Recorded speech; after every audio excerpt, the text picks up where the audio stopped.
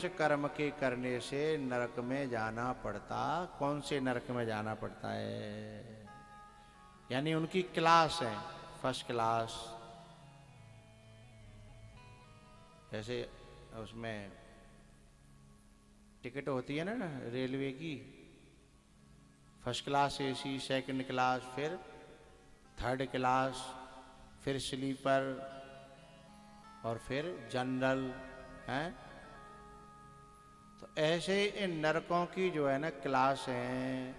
जितना first class पापी उतना ही फर्स्ट क्लास नरक।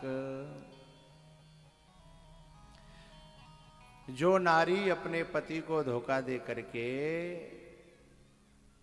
छल करके, अपने माँ बाप को धोखा दे करके कहीं अपने मन को जोड़ती है और अपने तन को जोड़ती है, उसे रौरव नरक में जाना पड़ता है।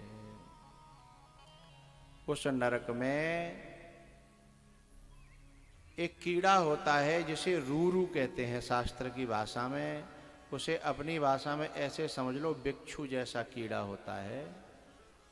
और उसे ऐसा शरीर मिलता है कि पीड़ा तो बहुत होती है लेकिन वो मरती, वो शरीर नहीं छूटता, पीड़ा बहुत होती है।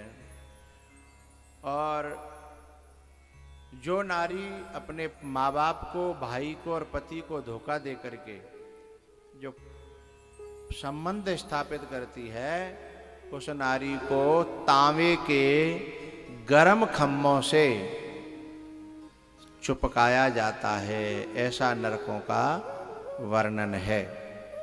जो व्यक्ति किसी का पैसा लेकर के और फिर ब्याज तो छोड़ो, मूल भी नहीं लौटाता, मार जाता है, खा जाता है पैसे को, उसके लिए बताया गया है कि जो है तांबे के फर्श को गर्म करके उस पर उसे दौड़ाया जाता है, चलाया जाता है।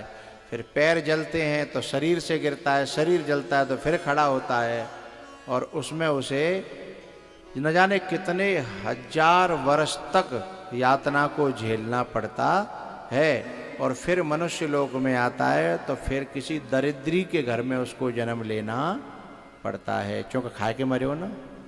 या तो दरिद्री के घर में जन्म लेगो मनुष्य रूप में, या फिर लेगो बाकी पशु के रूप में। जैसे मानो कोई काऊ आदमी को धन खा के मरेगो तो काऊ ऐसे के यहाँ जन्म लेगो जाके यहाँ तांगो हो, और बाकी यहाँ खिच्चर बन के जन्म लेगो, तांगे में चलवे वारो टट्टू बन के जन्म लेगो। और जब तक जितनो खायो खाओ, आगे बोलो, उतनो ना ना ना ना ब्याज का बागो बाप देगो ना। जितनो बहुत से लोग समझते हैं जितनो खायो खाओ उतनो ना।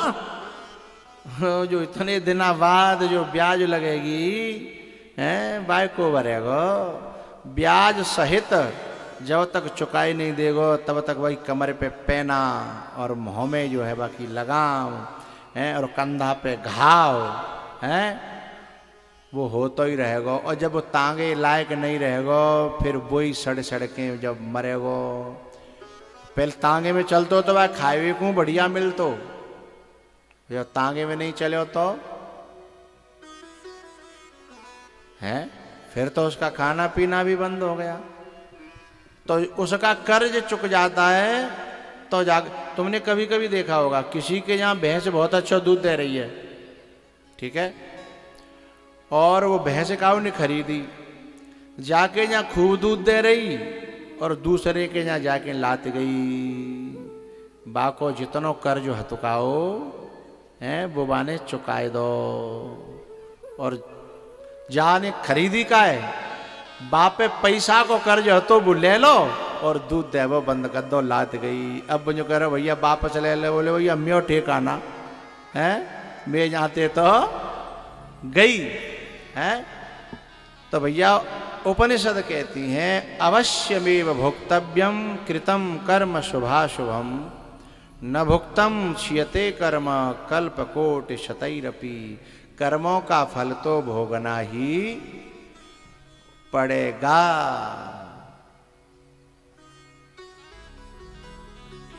क्योंकि संसार में नए नए तरह के परामर्शदाता एडवाइजर हो गए हैं। अरे कछु ना हैरो, काउन ना देखो, सरग नरग, मस्ती ले, खाओ पियो मौज करो, हैं कहू ना कोई हिसाब ले वारो आरो। तो ऐसे जो एडवाइजर है ना, वे नरक में ढकेल देते हैं, वे उसको बुरे मार्ग पे ढकेल देते हैं। अरे अब तो पता नहीं कितना खतरनाक युग आ गया है। गाजियाबाद की बात है, मैं आपको बताऊं, एक लड़की रहे, एक बेटी रहे, मेरा वहाँ आना जाना। वो लड़की गलत मार्ग पे चलने लगी और मुझे किसी ने बताया। मैंने उसको बुलाया, मैंने बेटा तेरे माँ बाप कितने सज्जन हैं, तेरा खानदान कितना उज्जवल है, तेरी कितनी ये समाज में जो है तेरे माँ बाप कितने अच्छे हैं, तू ऐसा काम करेगी? मैंने सुना है। तो वो रो पड़ी। मैंने कहा क्यों रो रही है? बोले जी मेरी पड़ोसी ने चाची मैं जाने बहकाई और जाने जो कही कि काऊ आदमी को अनादर करे वो ठीक ना। वो लड़का जो है वो मेरे पीछे पड़ा था, मेरा कोई इरादा नहीं था, पर जब मेरी चाची ने, वो चाची चाहती कि जाके इज्जत धूल में मिल जाए, चाची चाहती थी कि जाके इज्जत धूल में जाने जो कही। अरे किसी को ठुकराना अच्छी बात नहीं है, किसी का अनादर करना अच्छी बात नहीं है। तो फिर मोह लगी कहीं मैं गलत तो ना कर रही। तो माँ ने कही कि गलत तो तू अब कर रही है, गलत तू तब नहीं करेगी जब जाको साथ देगी। तो ऐसी नारियों को मेरा बच्चियों से कहना है, ऐसी नारियों की बातों में कभी मत आइएगा जो अपने किसी बदलो लेवे के लें, देवरानी जेठानी थे हैं, और बाकी बेटी को नरक में ढकेल दे हैं। बताओ बाकी माँ बाप कितना भरोसा करते। फिर वो रो के बोली गुरुजी आपने वो समझा दो। बोले कोई दोस्त तो नहीं लगेगा मैं भाई छोड़ दूँ तो? मैंने कही बेटा दोस्त नहीं लगेगा, दोस्त तो अब लग रहा तो है, तू छोड़ेगी तो इतना पुण्य मिलेगा और ते माँ बाप खुश रहेंगे। और ते माँ बाप तेले कितना पैसा इकट्ठा कर रहे हैं तो पता है? तेरे माँ बाप बेचारे कमाए के बैंक में बस यही काज इकट्ठा कर रहे हैं कि मेरी बेटी कहूँ अच्छी जगह पर चली जाए, कहूँ अच्छी जगह पर चली जाए हैं। फिर वहाँ ने मेरी सौगंध खाई, गुरुजी आपकी सौगंध खाती हूँ, मैं ऐसी थी नहीं, मेरा ऐसा इरादा नहीं था। पर मेरी चाची ने, वह चाची पे गुस्सा तो ऐसी आई कि मिट्टी को तेल छिड़क के हैं आए तो तुम उम्र रही होगी।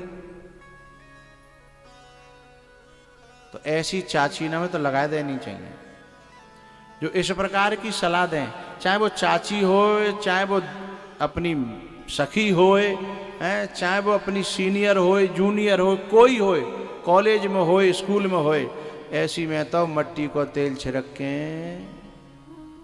आग लगा देनी चाहिए। या फिर इतना आग लगा देना है, ऐसे लोगों को अपनी जिंदगी से, अपने हृदय से रिमूव कर देना चाहिए, डिलीट कर देना चाहिए। ऐसे लोगों को मुंह नहीं लगाना चाहिए। यानी कि शिक्षाएं उल्टी हैं।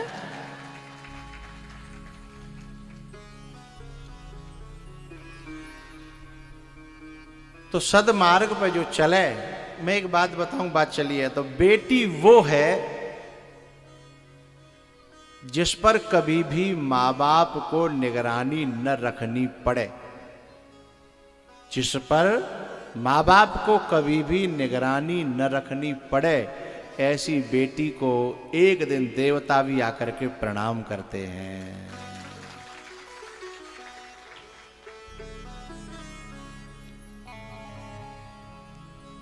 भैयाओ, नरकों का जब वर्णन सुना परीक्षित जी ने तो सुखदेव जी से पूछा कि प्रभु एक बात बताओ, हम तो मनुष्य हैं, इंसान हैं, कभी न कभी कोई न कोई गलती तो हो ही जाती है, क्या कोई बचने का उपाय है? कोई गलती है गई होए तो बाको कोई उपाय है? बोले हाँ 3 उपाय हैं। बोले क्या? पहला उपाय है किसी संत की सेवा, दूसरा उपाय है भगवान की कथा में पूरी तरह मन को लगा देना, और तीसरा उपाय है भगवान के नाम का, गुरु के दिए हुए मंत्र का जाप करना और भगवान की शरण में चले जाना। ये 3 उपाय, 3 उपाय में तो तीनों है जाए तो फिर तो सोने में सुहागा, और तीनों में तो 2 है जाए, 2 नहीं हो तो 1 है जाए, और 1 नहीं है पावे तो फिर कहू बाहर कुआ में जाएगा हैं, कहू अच्छी से गहरे से कुआ में गिर, ऐसा जिंदो न रहे। ऐसा ना है कि हाथ पांव टूट जाए और कितऊ को नहीं रहे, ऐसे में गिरे कि फिर लौट गए, है ना, है। हाँ, तीनों में से कोई 1 उपाय कर लो, नहीं तो तीनों कर लो, और कथा में आओगे तो तीनों अपने आप रह जाएंगे, फिर करवे की जरूरत नहीं पड़ेगी।